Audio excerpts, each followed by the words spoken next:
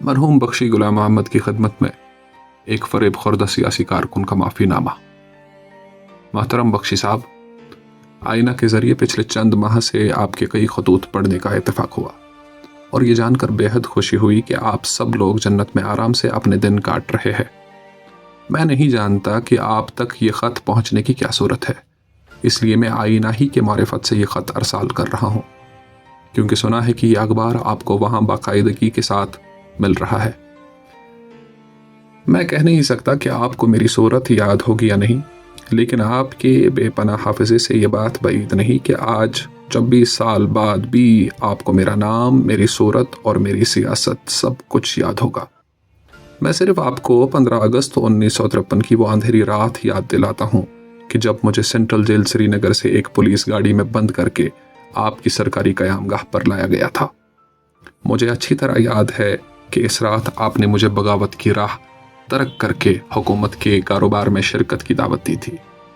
میں آج 26 سال بعد بھی یہ بات نہیں بولا ہوں کہ آپ نے مجھے خدا اور خدا کے رسول کی قسمیں کھا کر یہ یقین دلانے کی کوشش کی تھی کہ شیخ صاحب کشمیر اور کشمیریوں کے لیے نہیں، اپنے لیے عزت و آبرو کا مقام چاہتے ہیں، اور یہ کہ 9 اگست کا حادثہ کسی غیر متوقع سیاسی صورتحال کا نہیں، ان کی حد سے بڑھی ہوئی انانیت کا نتیجہ ہے۔ یہ وہ دن ہے کہ آپ نے ابتدائی مشکلات اور مزاحمت پر قابو پا کر اپنے اقتدار کو مستحکم بنا لیا تھا، اور آپ کی آنکھوں سے وہ اعتماد پھوٹ پھوٹ پڑتا تھا کہ جس کے سہارے آپ نے بعد میں 10 سال تک اس ریاست پر حکومت کی۔ لیکن مجھے اچھی طرح یاد ہے، اور یقیناً آپ کو بھی یاد ہوگا، کہ میں نے آپ کی وضاحت کو ناقابل قبول اور آپ کی سیاست کو غداری سے تعبیر کر کے آپ کی کوشش کو ٹھکرا دیا تھا۔ مجھے اور میری ہی طرح ہزاروں لوگوں کو اس بات کا یقین تھا کہ آپ نے شہر کشمیر کو آزاد اور خود مختار کشمیر کے منصوبے کو عملی جامہ پہنانے سے روک کر کشمیر کے عظیم تر مفادات سے غداری کی ہے۔ شہر سری نگر کے شہراؤں اور وادی کشمیر کے دور افتادہ دیہات میں جو لوگ آپ کے خلاف مظاہرے کرتے ہوئے اپنی جان دے رہے تھے، ان میں سے بہت سے لوگ یہ سمجھتے تھے کہ شیخ صاحب کشمیر کو ہندوستانی استبداد کے پنجے سے آزاد کر کے اسے پاکستان کے ساتھ ملحق کرنا چاہتے تھے، لیکن آپ نے ہندوستان کا اعلی کار بن کر ان کے ارادوں کو ناکام بنا دیا۔ میری جرأت رندانہ کی داد دیجیے کہ میں نے آپ کا ایک قیدی ہونے کے باوجود آپ کو صاف الفاظ میں بتا دیا تھا کہ آپ نے کشمیر کی آزادی اور خود مختاری کی راہ میں حائل ہو کر ریاست کے 40 لاکھ عوام کے ساتھ غداری کی ہے۔ میں نے آپ کی پیش کردہ واقعات کو نظر انداز کر کے آپ کے منہ پر یہ بات کہہ دی تھی کہ آپ نے ایک بہت ہی حقیر مقصد کے لیے ایک عظیم مقصد، اصول اور نصب العین سے غداری کی ہے۔ مجھے اچھی طرح یاد ہے کہ آپ نے بڑی خندہ پیشانی کے ساتھ میری گستاخی اور تلخ کلامی کو برداشت کیا تھا، اور سینٹرل جیل روانہ کرتے وقت مجھ سے جو الفاظ کہے تھے وہ ابھی تک میرے کانوں میں گونج رہے ہیں۔ آپ نے کہا تھا، اچھا آج نہیں تو پھر کسی دن تمہیں میری بات کا اعتبار آ جائے گا، اور جب تمہیں اس بات کا احساس ہو جائے کہ میں نے جو کچھ کہا وہ صحیح ثابت ہوا ہے تو مجھ سے آ کر مل لینا۔ محترم بخشی صاحب، مجھے اس بات کا اعتراف کرنے دیجیے کہ میں پورے 22 سال تک اندھیرے کو روشنی، جھوٹ کو سچ اور افسانے کو حقیقت سمجھنے کے جرم کا ارتکاب کرتا ہوں، اور 22 برس بعد جب میری آنکھیں کھل گئی ہے تو آپ اس دنیا سے رخصت ہو چکے تھے۔ 22 برسوں کے دوران میں نے آپ کی مخالفت اور آپ کی دشمنی میں کیا کیا کچھ نہ کیا، اس کا بہت سا ریکارڈ تو پولیس اور CID کے کاغذات میں ملے گا، لیکن میرے دل میں آپ کے تئیں نفرت اور میری نگاہوں میں آپ کے لیے جو حقارت کا جذبہ موجود تھا، اس کی شدت اور گہرائی کا اندازہ صرف مجھ ہی کو ہے۔ مجھے اس بات کا اقرار کرنے دیجیے کہ میں نے بارہا آپ کو قتل کرنے کا منصوبہ بنایا۔ مجھے اس گناہ کا بھی اقبال کر دینے دیجیے کہ میں نے آپ کے دشمنوں سے مل کر آپ کی قیام گاہ کو بم دھماکے سے اڑانے کا منصوبہ بھی بنایا تھا، کیونکہ میری نگاہوں میں اور میری ہی طرح کشمیر کے لاکھوں نوجوانوں کی نظروں میں آپ کشمیر کی غلامی، محکومی اور ہندوستان سے اس کی مسلسل وابستگی کے ذمہ دار تھے، اور اس بات پر ہمارا ایمان تھا کہ اگر آپ شیر کشمیر کی راہ میں حائل نہ ہوتے تو شیخ صاحب اور بیگ صاحب نے کشمیر کو ہندوستان کے چنگل سے آزاد کر کے اسے یا تو خود مختار بنا دیا ہوتا یا اسے پاکستان کا حصہ بنا کر مسلمانوں نے کشمیر کے خوابوں کو پورا کیا ہوتا۔ اس دوران آپ نے کشمیر کی سیاست اور اندرونی تحفظ کے نام پر جتنے کالے قوانین نافذ کیے، ان سے ہمارے دلوں میں آزادی کی تپتی ہوئی آگ اور آپ کے تئیں نفرت کے شعلے کچھ زیادہ ہی بھڑک گئے۔ 1953 سے لے کر 1964 تک آپ نے جب جب کشمیر اور ہندوستان کے قیامت تک ایک رہنے کی بات کی تو میرے تن بدن میں آگ سی لگ جاتی تھی، اور اس دوران آپ نے جب بھی پاکستان کے خطرے کا ذکر کر کے احتیاطی نظر بندی، وطن دشمنانہ سرگرمیوں یا غیر ملکی ایجنٹوں سے متعلق آرڈیننس نافذ کیے تو ہم نے یہی سمجھا کہ آپ اپنے اقتدار کے تحفظ اور محبان وطن کی سرگرمیوں پر روک لگانے کے لیے یہ سب جتن کر رہے ہیں۔ آپ نے عہد انتخابات میں دھاندلیاں کر کے اپنی ہی جماعت کو کامیاب کروایا تو ہمارے اس خیال کو اور تقویت مل گئی کہ یہ سب کچھ ہندوستان کے اشاروں پہ ہو رہا ہے اور اس کا مقصد آپ کو ہر قیمت پہ برسر اقتدار رکھنا ہے۔ غرض ان 10 سالوں کے دوران آپ نے جو کچھ کہا، ہم نے اپنے طور اس میں کوئی نہ کوئی نقص اور خرابی نکال کر آپ کو بدنام اور رسوا کرنے کی کوشش کی، حتیٰ کہ جب آپ نے کشمیری عوام کی غربت اور ان کے افلاس کے پیش نظر انہیں سستا راشن دینے کی اسکیم چالو کی تو ہم نے اسے کشمیریوں کی غیرت اور ان کے جذبہ خودداری کو ختم کرنے کی سازش سے تعبیر کیا، اور لوگ سستا چاول کھانے کے باوجود بھی آپ کو گالیاں دیتے رہے۔ آپ نے کشمیر کی ثقافت اور تمدن کے فروغ کے لیے موسیقی اور موسیقاروں کی حوصلہ افزائی کی تو ہم نے اسے بے حیائی اور اوریانی کا نام دے کر آپ پر کشمیر کی عزت و آبرو سے کھیلنے کا الزام لگایا۔ آپ نے اگر کسی اخبار والے کی طرف آنکھ اٹھا کر بھی دیکھا تو ہم نے آسمان سر پہ اٹھا لیا اور آپ کو ظالم، جابر اور ڈکٹیٹر قرار دیا۔ آپ نے اگر اپنے کسی بھائی بند، عزیز یا قرابت دار کی مدد کی تو ہم نے اسے آپ کی کنبہ پروری اور اقربا نوازی کا نام دے کر لوگوں کو یہ بتایا کہ شیخ صاحب کو اسی لیے گرفتار کیا گیا تھا کہ وہ ان باتوں کے خلاف تھے۔ آپ کے خلاف ہماری نفرت اور مخالفت کی مہم صرف آپ کے دور اقتدار تک ہی جاری نہیں رہی، بلکہ اس کے بعد بھی ہم نے ہر قدم پر آپ سے انتقام لینے کی اپنی جنگ جاری رکھی۔ حد یہ ہے کہ ہم میں سے بہت سے لوگوں نے آپ کے جنازے پر پتھر پھینک کر اپنے غم اور غصے اور برہمی کا اظہار کیا، اور مجھے یہ کہتے ہوئے بڑی شرمندگی اور ندامت کا احساس ہو رہا ہے کہ میں ان لوگوں میں ایک تھا جنہوں نے خانقاہ معلیٰ کے قبرستان سے آپ کی لاش نکال کر کہیں پھینک دینے کا منصوبہ بنا دیا تھا۔ خدا کا لاکھ لاکھ شکر ہے کہ ہمارا یہ منصوبہ ناکام ہو گیا اور ہماری روح ایک مستقل عذاب سے بچ گئی۔ محترم بخشی صاحب، آپ سوچ رہے ہوں گے کہ میں اپنے گناہوں کی یہ طویل فہرست آپ کی خدمت میں کیوں پیش کر رہا ہوں۔ حیران نہ ہو جائیے، انسان بہرحال انسان ہے، اس سے غلطیاں ہوتی جاتی ہے۔ کچھ لوگ ہر بات کو فوراً سمجھ جاتے ہیں اور کچھ لوگوں کو صاف اور سیدھی بات سمجھنے میں کئی سال لگ جاتے ہیں۔ میرا شمار ان بدبختوں میں ہوتا ہے جنہوں نے ان کا یقین، ان کا اعتماد اور ان کا اعتبار مار جاتا ہے۔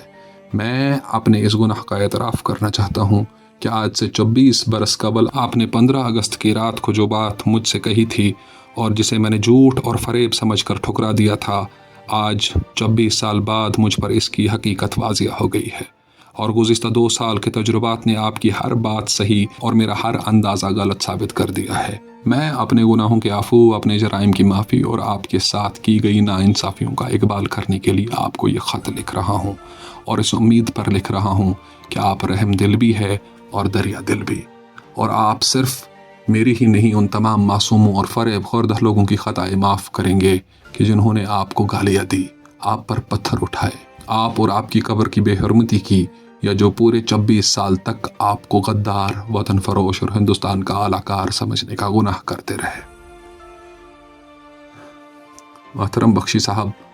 ہمارے احساس گناہ اور اقبال جرم کی شان نزول یہ ہے کہ فروری 1975 یعنی کہ 1975 میں جب ہمارے محبوب شیر کشمیر نے 22 سال کی نظر بندی، جلا وطنی اور صحرا نواری کے بعد زمام اقتدار سنبھالی تو ہم نے یہ سمجھا کہ کشمیر کی آزادی اور عزت و آبرو کے بحال ہونے کی وہ شبھ گھڑی آ پہنچی ہے جس کے انتظار میں ہم نے 22 سال تک اپنی جوانی کا لہو، اپنی آنکھوں کی نیند، اپنے دلوں کا قرار، غرض اپنا سب کچھ لٹا دیا تھا۔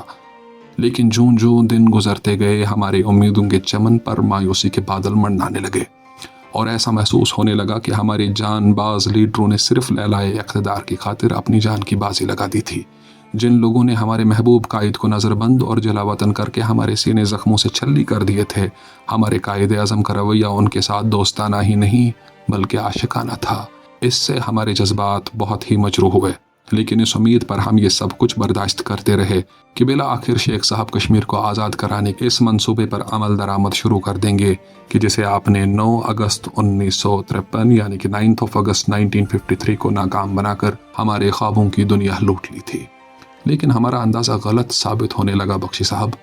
شیخ صاحب اپنے بیانات اور فرمودات کے اعتبار سے ہی نہیں، اپنے عمل اور کردار سے بھی، اور آپ سے زیادہ ہندوستانی، آپ سے زیادہ وفادار اور اطاعت شعار نظر آنے لگے۔ وہ صبح شام تک ہندوستان کی وزیر اعظم مسز اندرا گاندھی کو اپنی وفاداری اور اپنے محب وطن ہندوستانی ہونے کا یقین دلاتے رہے۔ جن فوجی افسران کو وہ غیر ملکی غاصب کہہ کر ہمارے دلوں میں بغاوت کی چنگاریاں روشن کیا کرتے تھے، قبلہ شیخ صاحب اب ان کے ساتھ ڈنر کھانے اور فوجی پریڈوں کا ملاحظہ کرنے میں فخر محسوس کرتے ہیں۔ شروع میں ہم یہ سوچنے لگے کہ شاید یہ ایک سیاسی مصلحت ہے اور جلد یا دیر شیخ صاحب 9 اگست 1953 کے منصوبے کو عملی جامہ پہنانے کے اقدامات کریں گے، لیکن رفتہ رفتہ ہم پر یہ حقیقت واضح ہو گئی، سیاسی لحاظ سے آپ کے موقف اور ان کے موقف میں ذرہ برابر بھی فرق نہیں، اور آپ ٹھیک ہی کہتے تھے کہ میں تو شیخ صاحب کے بتائے ہوئے راستے پر ہی چل رہا ہوں۔ فروری 1975 سے لے کر مارچ 1977 تک ہم اپنے دل کو یہ تسلی بھی دیتے رہے کہ شیخ صاحب کے پاس چونکہ اپنی اسمبلی نہیں، اس لیے وہ کوئی انقلابی قدم اٹھانے سے معذور ہے۔ لیکن مارچ 1977 کی انتخابی مہم نے ایک بار پھر ہماری امیدوں اور توقعات کے آنگن میں پھول کھلا دیے۔ شیخ صاحب نے انتخابی مہم کا آغاز کرتے ہوئے کہا کہ اگر کشمیریوں کو ہندوستان میں عزت و آبرو کا مقام نہ ملا تو ہم ہندوستان سے الگ ہو جانے کے بارے میں سوچ سکتے ہیں۔ اشارہ بہت صاف اور واضح تھا، لیکن بیگ صاحب نے اس کو زیادہ بلیغ اور وزندار بنانے کے لیے نعرہ دیا کہ موجودہ انتخابات رائے شماری کا نعم بدل ہے اور انتخابات میں کامیابی حاصل کرنے کے فوراً بعد ہم راولپنڈی روڈ کھولنے کا مطالبہ کرتے ہیں۔ بس پھر کیا تھا؟ معصوم، سادہ لوح اور اپنے قائد اعظم کی بات پر یقین کرنے والے لوگوں نے انہیں بے تحاشا ووٹ دیے، اور مجھے اپنے اس گناہ کا اعتراف کرنے لے دیجیے کہ اس دوران میرے دل میں آپ کے خلاف نفرت اور حقارت کا طوفان ایک نئی شدت کے ساتھ ابھر آیا، اور میں سوچنے لگا کہ آپ نے 1953 میں شیخ صاحب اور ان کے اصولوں کے ساتھ غداری نہ کی ہوتی تو ہمارے محبوب رہنما کو بستر علالت سے قوم کو آزادی اور عزت و آبرو کی اس فیصلہ کن جنگ میں انہیں ووٹ دینے کی اپیل نہ کرنا پڑتی۔ انتخابات ہوئے اور ہندوستانی لیڈروں اور وزیروں کی منت سماجت اور مداخلت کے باوجود ہم نے ایک بار پھر شیر کشمیر اور ان کے کنبوں کو ووٹ دے کر انہیں اقتدار کی کرسی پر بٹھا دیا۔ اب کی بار ہمارے لیڈر کے پاس سب کچھ تھا، حکومت بھی، اسمبلی بھی، اور بے پناہ عوامی اعتماد بھی، اور اب ہم اس انتظار میں تھے کہ آج نہیں تو کل آپ کی تعمیر کردہ طاغوتی نظام کی عمارت کو ڈھا کر شیر کشمیر اور ان کے دست راست مرزا محمد افضل بیگ ایک نئے نظام، ایک نئے کشمیر، ایک نئی صبح کا پیغام دیں گے۔ لیکن اب کی بار ہمارا اندازہ غلط اور ہمارے قیاسات بے بنیاد ثابت ہوئے، اور اسی لیے ہمیں آپ سے معافی مانگنے کے سوا اپنی روح کو مستقل عذاب سے بچانے کا کوئی راستہ نظر نہیں آتا۔ محترم بخشی صاحب، وزیر اعظم کی حیثیت سے حلف لیتے وقت ہی شیخ صاحب نے ہندوستان کو مضبوط بنانے کا عہد کر لیا۔ انہوں نے صاف صاف الفاظ میں کہا کہ کشمیر سے لے کر کنیا کماری تک ہندوستان ایک ہے، اور مجھے صرف کشمیر سے دلچسپی نہیں، سارے ہندوستان کا غم ہے۔ انہوں نے کہا کہ میں ہندوستان کو گاندھی جی کے خوابوں کے مطابق ڈھالنے اور سنوارنے میں اپنا رول ادا کرنے کے لیے بے چین ہوں۔ شیخ صاحب کی اس تقریر پر جہاں اس ریاست کے ہندوستان نواز حلقے تالیاں بجا رہے تھے، وہاں ہم یہ سوچ رہے تھے کہ اگر 24 سال بعد بھی وہ یہی چاہتے ہیں تو پھر 24 سال پہلے جھگڑا کس بات کا تھا۔ میرے ایک دوست نے 1956 میں اننت ناگ کے جلسہ عام میں ایک اخبار میں چھپی ہوئی آپ کی ایک تقریر کا اقتباس دکھا کر مجھ سے پوچھا کہ بتاؤ، شیخ صاحب کی آج کی تقریر اور بخشی صاحب کی اس تقریر میں کیا فرق ہے؟ تو واللہ مجھے یہ دیکھ کر حیرت ہوئی کہ شیخ صاحب نے اپنی تقاریر میں منوعاً آپ ہی کے الفاظ دہرائے تھے۔ اس کے بعد سے آج تک شیخ صاحب نے اپنی درجنوں تقریروں میں اس خیال کو انہی الفاظ میں دہرایا ہے۔ اب ان کی زبان پر نہ کبھی عزت و آبرو کے الفاظ آتے ہیں اور نہ کبھی آزادی کا نام۔ آپ کے اقتدار کے 10 برسوں میں انہیں اپنا ہر مخالف مرکزی انٹیلیجنس بیورو کا ایجنٹ نظر آتا تھا، لیکن جب سے وہ صاحب اقتدار ہو گئے ہیں، وہ آئے دن آئی بی کے افسروں کے ساتھ ریاست کی اندرونی صورتحال کے بارے میں مشورہ کرتے رہتے ہیں۔ آپ پر یہ الزام لگایا گیا تھا کہ آپ ہندوستانی لیڈروں کو خوش کر کے اپنے اقتدار کو مستحکم بنا رہے تھے، لیکن شیخ صاحب نے صدر جمہوریہ ہند کے اعزاز میں بحری اور ہوائی جلوس نکال کر انہیں اتنا خوش کر دیا کہ اس نے وفور مسرت سے بے خود ہو کر انہیں شیر بھارت کا خطاب دیا۔ اس طرح شیخ صاحب نے بھی حال ہی میں ہندوستان کے سابق وزیر اعظم مسز اندرا گاندھی اور کانگریس صدر برہمانند ریڈی کو اپنی ذاتی مہمان بنا کر ہندوستانی لیڈروں سے اپنے تعلقات خوشگوار بنانے کی کوشش کی۔ انہیں جب بھی موقع ملتا وزیر اعظم شری مرارجی دیسائی کی تعریف کا کوئی نہ کوئی پہلو نکال ہی لیتے۔ یہ تو رہا شیر کشمیر کا حال، اب فخر کشمیر کا حال ملاحظہ کیجیے۔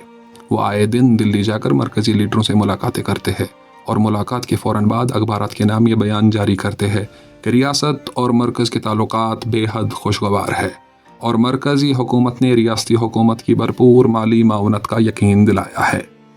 جب کوئی مرکزی وزیر ریاست میں وارد ہوتا ہے تو ہمارے قائدین اس کی راہوں میں اس طرح آنکھیں بچھاتے ہیں جیسے وہ پچھلے 26 سال سے ان کے منتظر بیٹھے تھے۔